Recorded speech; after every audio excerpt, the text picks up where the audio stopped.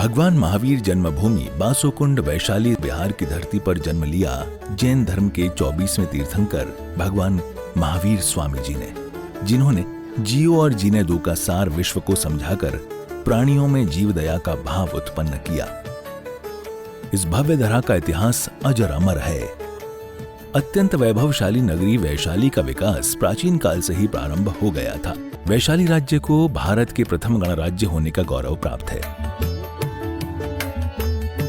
वर्ष 1956 में भारत के तत्कालीन प्रथम राष्ट्रपति डॉक्टर राजेंद्र प्रसाद जी ने जैन धर्म और उनके अहिंसा के सिद्धांतों और प्राकृत भाषा के अध्ययन के लिए प्राकृत शोध संस्थान एवं भगवान महावीर स्मारक स्मृति की आधारशिला रखने के लिए इस स्थान को प्रमाणित किया। आज ये भव्य धरा केवल जैन ही नहीं, अजैनों के लिए भी पूजनीय है। देश विदेश से श्रद्धालुगण यहाँ दर्शन हेतु पधारते हैं एवं इच्छा अनुसार मनवांछित फल पाकर कर्मों की निर्जरा करते हैं तथा तीर्थ क्षेत्र पर दान देकर तीर्थ के उत्थान में अपना सहयोग प्रदान करते हैं। ज्ञात हो कि परम पूज्य श्वेत पिच्छाचार्य श्री विद्यानंद जी महामुनिराज के मंगल आशीर्वाद से एवं निर्यापक पट्टाचार्य प्रथमाचार्य श्री श्रुत सागर जी महामुनिराज की प्रेरणा एवं मार्गदर्शन से यहाँ विराजमान 1008 भगवान महावीर स्वामी की अति मनोज्ञ अतिशयकारी प्रतिमा की मंगल शांति धारा पूजन एवं विधान का भव्य आयोजन निरंतर रूप से किया जा रहा है। आप भी मात्र 11,000 रुपए की राशि देकर प्रभु महावीर स्वामी की शांति धारा करने का सौभाग्य प्राप्त कर सकते हैं। दुरावनम ऋसुरिनाथ किरीटिकोटि संलग्न रत्न किंचोदूषरार्धम प्रसप्ततापिमल मुक्तमपि प्रकृति भक्त्याजलि जिनपति बहुधाभिषिञ्चे कर्पमदनिकटेरभिहीनताप्तं ज्ञात्वा व्यक्तप्रमादिदेवं त्वां श्रीकलमस्गणोन्मतनादे सुदोद्रव्यमय महाभिषेकम् ॐ ह्रीं श्रीं क्लीं ऐं हं वां मं हं हं सं सं तं तं पं पं वां वां हं हं सं सं तं तं पं पं जं जं झिं झिं श्रीं श्रीं द्रां द्रां द्रीं द्रीं द्रावदर्णमूर्ति भगवते श्रीमती पवित्र जलेन जिनिपिष्यामिति स्वाहा। से टोटरे कलसा प्रभु जी के सिर डूरे से टोटरे कलसा श्री जी के सिर डूरे से टोटरे कलसा प्रभु जी के सिर डूरे से टोटरे कलसा श्री जी के सिर डूरे।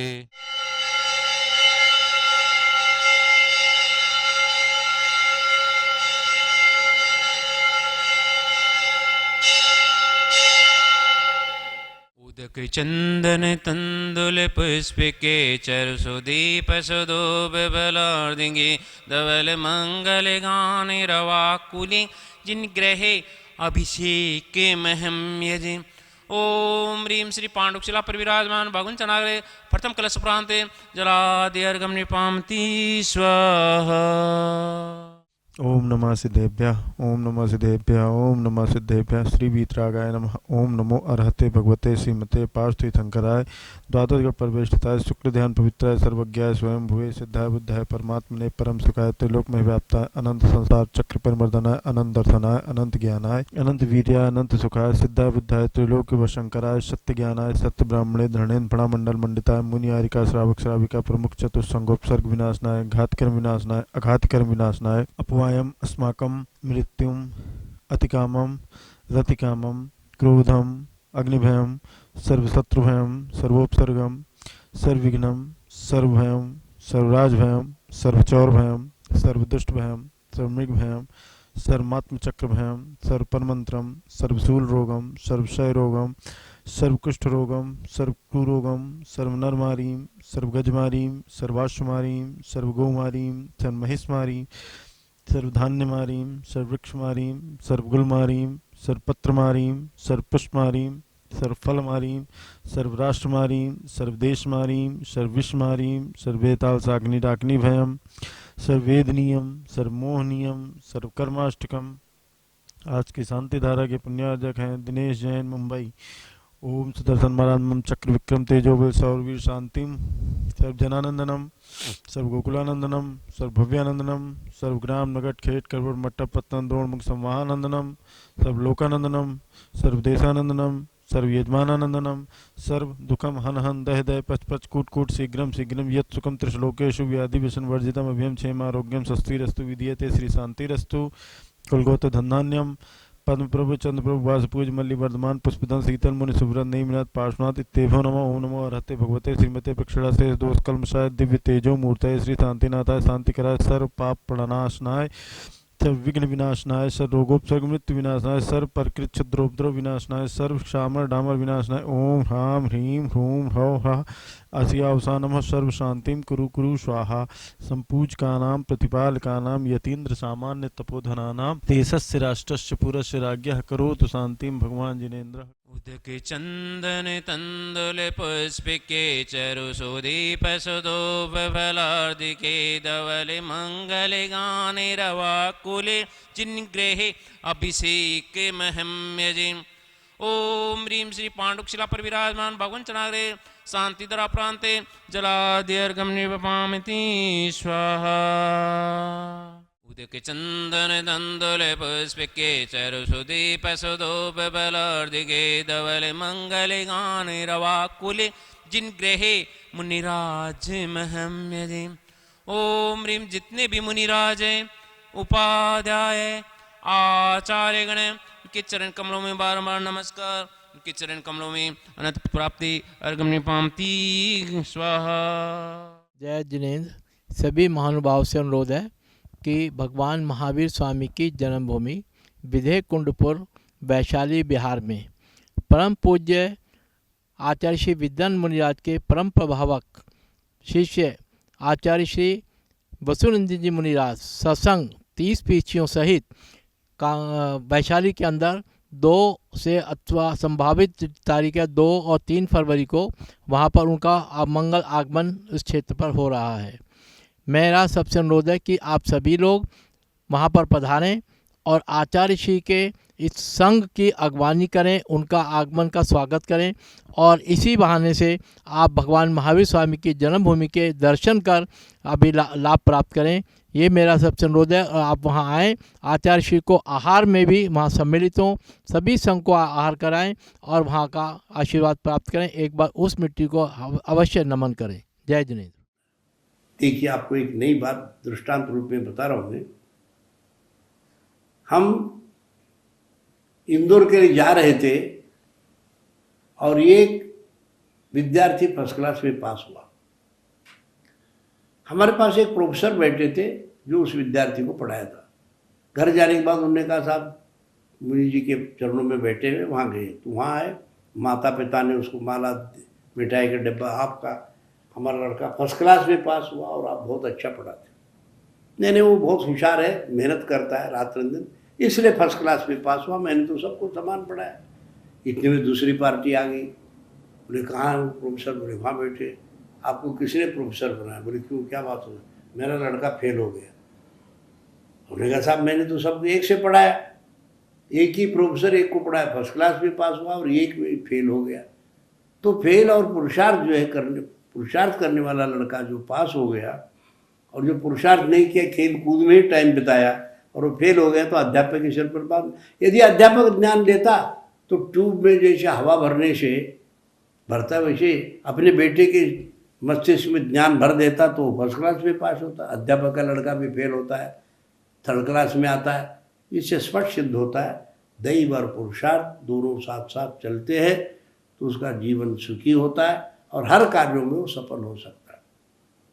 इसलिए भाग्य जो है पुरुषार्थी के चरणों में समर्पित है। मनुष्य भाग्य और पुरुषार्थ को अच्छे तरह से जानने के बाद उसका जो अपना जीवन सुंदर बनाने के लिए, एक जैन आचार्य ने द्वात्रिंशतिका में बहुत सुंदर श्लोक दिए। वे कहते हैं, सत्वेषु मैत्री गुणेषु प्रभु कृष्णे जीवेश कृपा परत्तम माध्यस्थ भावम विपरीत वृत्तो सदा ममात्मा विदधातु देव।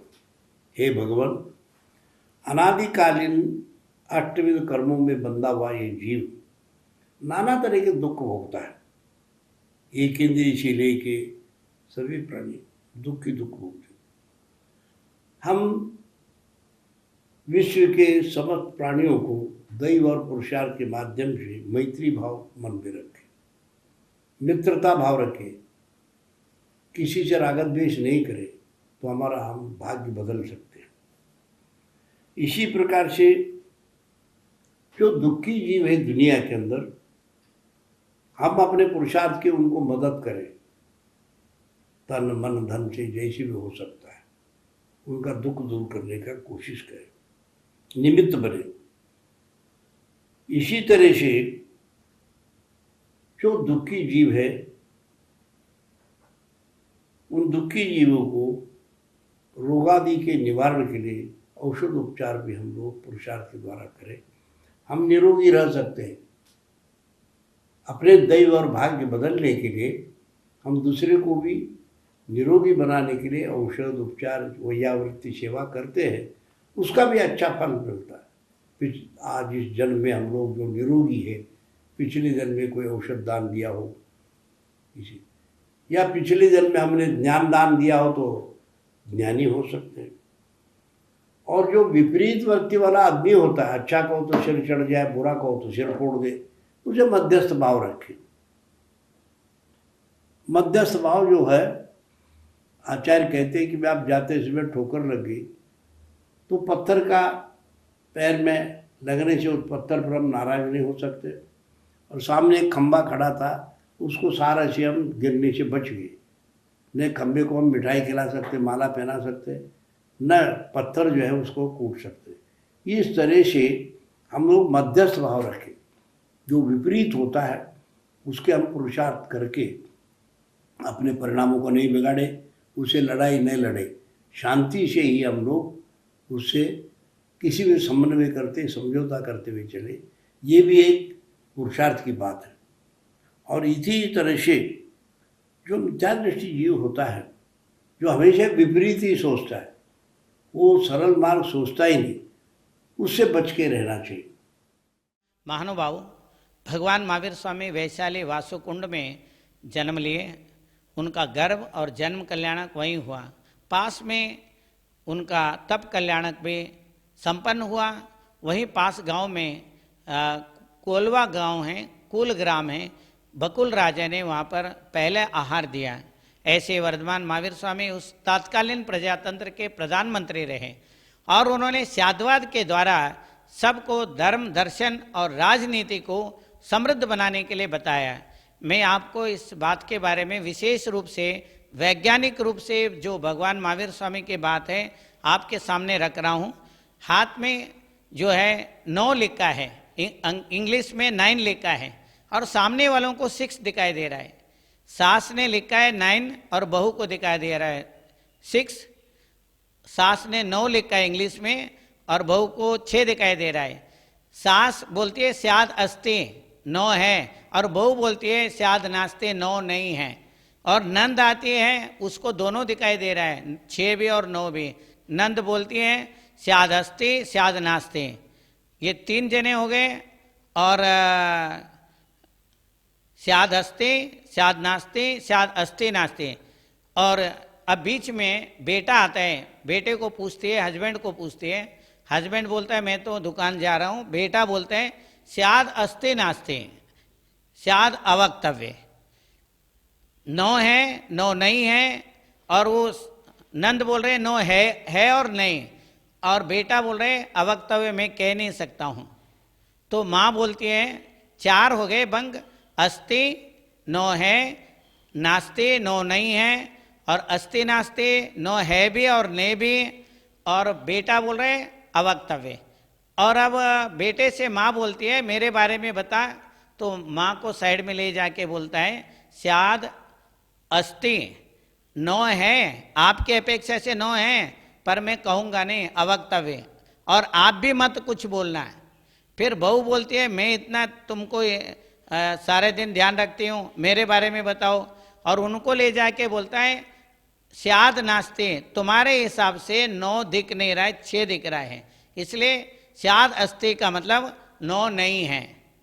और अवक्तव्य स्याद नास्ते अवक्तव्य 9 नहीं है, पर बोलना नहीं है, अपने मन में रखना है। फिर अपने बहन को ले जाता है, जो नंद है उसको ले जाता है, बताओ तुम क्या कह रहे हो। वो कह रही स्याद अस्ति नास्ते 9 है भी और नहीं भी। तो बोले स्याद अस्ति नास्ते तुम्हारे हिसाब से नो है भी नहीं भी, परंतु बोलना नहीं है, स्याद अस्ति नास्ति अवक्तव्य। तो इस तरीके से जैन धर्म दर्शन में महावीर स्वामी ने 6 ये भंग बताया। जैसे हमारे प्रधानमंत्री मोदी जी जो है रशिया गए तो रशिया वाले बोल रहे हैं नो है स्याद अस्ति, और यूक्रेन बोल रहा है नो नहीं है स्याद नास्ति, पोलैंड बोल रहे हैं स्याद अस्ति नास्ति, नो है भी और नहीं भी, और भारत बोल रहा है अवक्तव्य।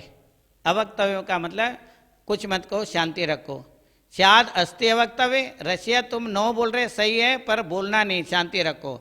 और यूक्रेन तुम 6 दिख रहा है तुमको स्याद नास्ति, पर तुम बोलो नहीं, स्याद नास्ति अवक्तव्य। और पोलैंड वाला बोल रहे अस्ति नास्ति, है भी नहीं भी, और तुम भी जो है शांत रहो, स्याद अस्ति नास्ति अवक्तव्य। इस प्रकार ये जो अवक्तव्य धर्म है, ये जो 7 भंग हो गए, स्याद अस्ति 1, स्याद नास्ति 2, स्याद अस्ति नास्ति 3, स्याद अवक्तव्य 4, स्याद अस्ति अवक्तव्य 5, स्याद अस्ति नास्ति अवक्तव्य 6, और स्याद अस्ति नास्ति अवक्तव्य 7। ये भगवान महावीर स्वामी ने सप्तभंग बताया। जी वैशाली में बहुत विशाल मंदिर का निर्माण हो रहा है। भगवान महावीर स्वामी ने विश्व को स्याद्वाद का, अनेकांत का उपदेश दिया। उससे हर एक व्यक्ति का उन्नति है, शांति है, नॉन वायलेंस, अहिंसा। अहिंसा का मतलब कायरों का नहीं है, ये अहिंसा का मतलब जो है शांत रूप से सब लोग मिल करके प्रेम भाव से, विश्व मैत्री भाव से रहने का अर्थ है। तो वहाँ पर विशाल मंदिर के साथ मानस्तंभ और सहस्त्रकूट जिनालय बन रहा है, और इसके अलावा 30-24 से भी बन रहा है। सब लोगों को उस मंदिर के लिए भगवान महावीर स्वामी का अनेक अंत स्वाद्वाद के उस अवस्था को वहाँ जा करके देख करके सब विश्व में उनका उपदेश का, ज्ञान ध्यान का प्रचार करना चाहिए, ज्ञान विज्ञान का प्रचार करना चाहिए। यही मेरा मंगल आशीर्वाद है।